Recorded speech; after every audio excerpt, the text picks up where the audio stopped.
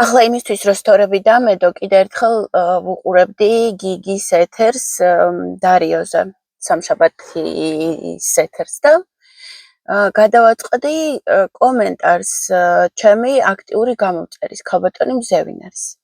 ქალბატონი მზევინარი თითქმის ყველა ვიდეოს უყურებს, ანუ აქტიური გამომწერია და შესაბამისად, როდესაც ჩემს აქტიურ გამომწერს რამე ბოლომდე არ ესმის, მე ამის ასე დატოვება არ შემიძლია.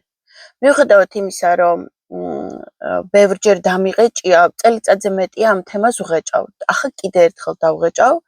თვითონ გიგიმაც იქ ილაპარაკა, რატომ დაუჭირა ტრამპმა ორბანს მხარი, ტრამპმა დაუჭირა თუ არა, ესეც გავშალოთ ახლა და ახლა კიდევ ერთხელ ავხსნი.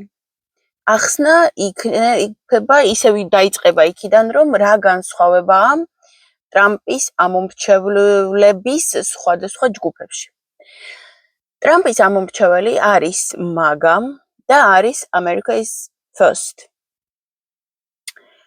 MAGA ნიშნავს იმას, რომ ამერიკამ გლობალურად უნდა მიხედოს სამყაროს. ამით იქნება ისევ great again. ისევ დიდებული.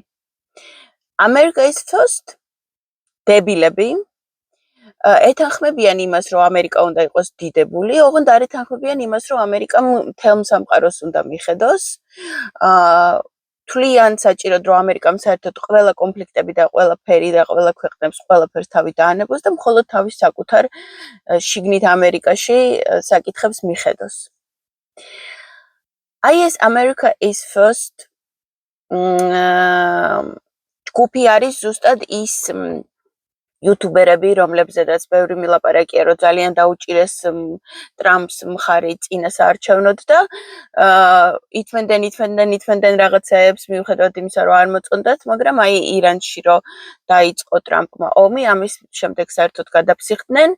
ანუ დიდი ხანია უკვე ტაკერ კარსონი ჩამოშორდა, ისედაც იდიოტი იყო ყოველთვის ტაკერ კარსონი, ყოველთვის ანტიუკრაინელი იყო, პრორუსია, პუტინი უყვარს.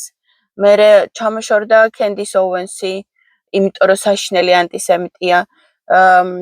ჩამოშორდა ჯო როგანი, ესეც ცოტა ვერ არის, იმიტომ რომ ჯერა რომ დედამიწა ბრტყელია. ახლა რას ამბობს ნეტაენას ისევ ერთხელ რომ გაფრინდნენ და მთვარეს რომ შემოუარეს იქიდან სურათები რომ გამოუშვეს, კიდე ჯერა რომ დედამიწა ბრტყელია. აი ასეთი ხალხი.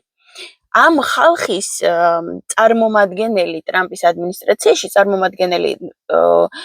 ერთი წარმომადგენელი სენატორი იყო თუ კონგრესმენი ის ქალი მარჯორი ტეილორ გრინი, ისიც გადაფსიხებული ანტიუკრაინელი და პრორუსი, ისიც ჩამოშორდა და ტრამპმა გააგდო შენ მაგა არ ახარო. აი ამათი ყველაზე ისეთი მაღალჩინოსანი წარმომადგენელი და მაღალსაფეხურიანი წარმომადგენელი არის GD Vance. GD Vance არის იზოლაციონისტი. ეს პირველად გამოჩნდა, თუ გახსოვთ სკანდალი რომ იყო, რომ რაღაცა ჩატი იყო მიმოწერა სიგნალში, სადაც ირანის ოპერაციებს განიხილავდნენ და იქ ეს გაჟონა, ვითომ გაჟონა და ვითომ რომელიღაც ჟურნალისტმა გაიტანა და დაბეჭდა, გამოცემა არ მახსოვს ახლა რომელი გამოცემა იყო. მე მაშინ ჩავთვალე, რომ ეს სპეციალურად გაჟონა ამან იმისთვის, რომ გამოჩენილიყო იზოლაციონიზმი როგორი დებილობაა და იმ ჩატში სხვადასხვა ვიღაცები სხვადასხვა რაღაცებს რო წერდნენ, ჩანდა, რომ GD Vance არის იზოლაციონისტი და როგორი სუსტი, უსუსური და დებილურია იზოლაციონისტების პოზიცია ზოგადად და მათი პოლიტიკური მსჯელობები. ეს ერთი. მერე აი ახლა რომ გააგზავნეს იმ პაკისტანში რაღაცა სასაცილო მოლაპარაკებებზე. აი ხო იძახის რომ ომი არ უნდა ამერიკამ არ უნდა იომოს. აი წადი და მოელაპარაკეო მაგ ფსიხებსო თუ ომი არ გინდაო. დაახლოებით ესეთი რაღაცა გაუკეთეს. ესეც ჩემი აზრია, ჩემი საკუთარი შეთქმულების თეორია. კიდე ერთი რაღაც აი ორბანთან რო გააგზავნეს, იქაც რო ჩაისვარა, ესეც იმისთვის იყო, რომ ანუ იზოლაციონისტებმა რო ყველგან და ხშირად ჩაისვარონ.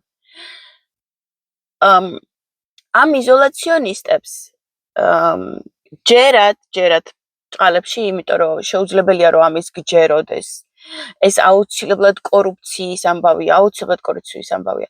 ჯერათ რომ პუტინი კარგი ტიპია, პუტინი კონსერვატორია, ქრისტიანია, ოჯახური ღირებულებების ქვეყანას აშენებს და თვითონაც ოჯახურ ღირებულებებზე დგას მისი ფასეულობები. ჯეროდათ იგივე ორბანზე, რომ ორბანი ოჯახური ფასეულობები და ქრისტიანი და რაღაცა და რაღაც. ამ დროს მხოლოდ კორუფცია აქვს. შეუძლებელია რომ ამის სინამდვილეში გჯეროდეს.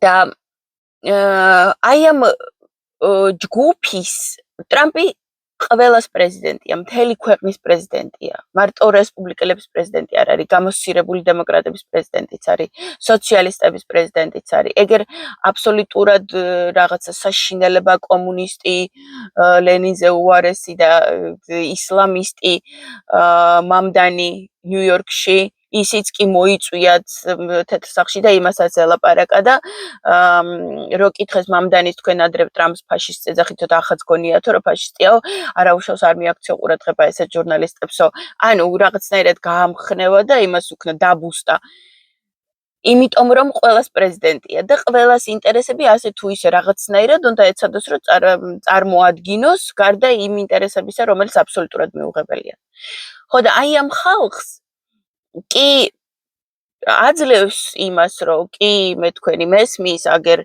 ვიცე-პრეზიდენტიც კი დავნიშნე იზოლაციონისტი, მაგრამ ყოველ ჯერზე აჩვენებს, რომ ისინი მცდარები არიან.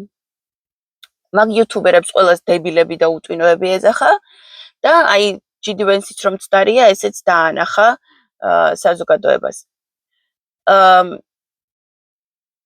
თვითონ ტრამპს არასდროს არ უთქვამს, რომ ორბანს უჭერო მხარს. ამას ამბობდა ჯიდი ვენსი, მე რაღაც იქ სპექტაკლი დადგეს, ვითომ ტრამპი ურეკავს და ეკრანზე ვითომ ჩანს, რომ ტრამპი რეკავს და ტრამპიც აქ არისო, ჩემთან არისო. როდესაც წააგო უკვე ორბანმა ჯიდი ვენს ჰქონდა ინტერვიუ და იქ რამოდენიმეჯერ თქვა, რომ ძალიან წყინს, რომ ორბანმა წააგო, ძალიან წყინს, რომ ორბანმა წააგო. ჩვენი მხრიდან სწორი იყო მისი მხარდაჭერა, იმიტომ რომ ის გვიჭერდა ყოველთვის მხარს, ის კი არ უჭერდა არავის ყოველთვის მხარს.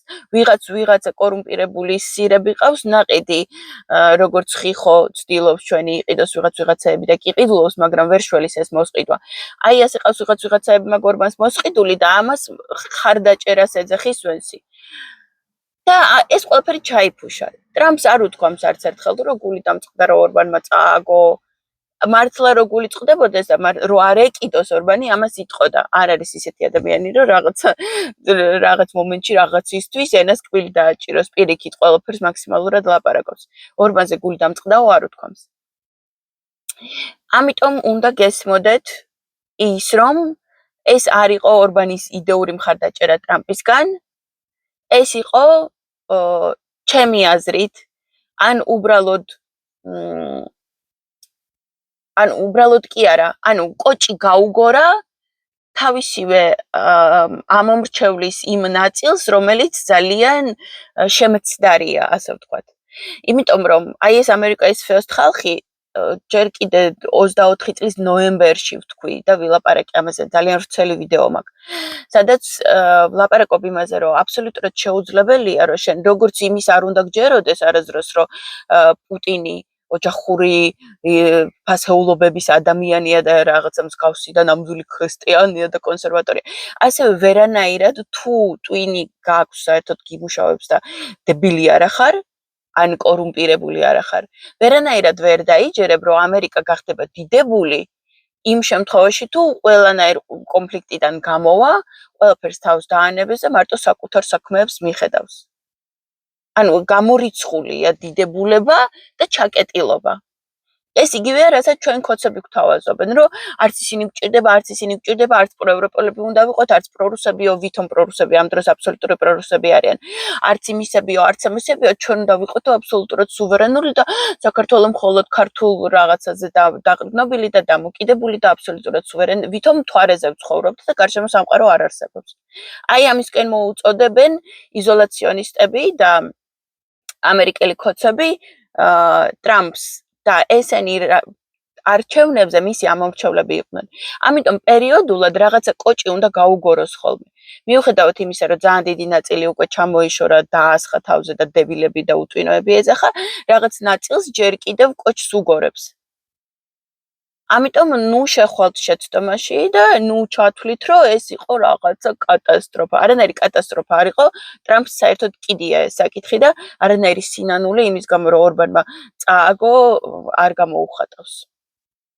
მომავალ შეხვედრამდე ვიყოთ ჭკვიანები. მე ყოველთვის ვიძახი, რომ ჩემი გამომწერი ყველაზე აზრზე მოსულია საქართველოში და თუ სხვა ქვეყნიდან მიყურებენ და რუსულად მისმენენ, იმ ქვეყანაში არიან ყველაზე აზრზე მოსულები, რა ქვეყნიდანაც მიყურებენ.